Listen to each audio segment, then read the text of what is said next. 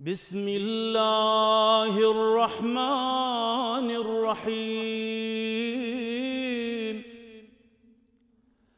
اللهم صل على محمد وآل محمد. اللهم نبهني فيه لبركات أسحاره، ونور فيه قلبي بضياء أنواره، وخذ بكل أعضائي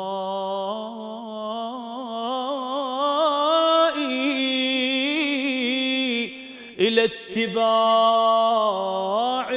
آثاره بنورك يا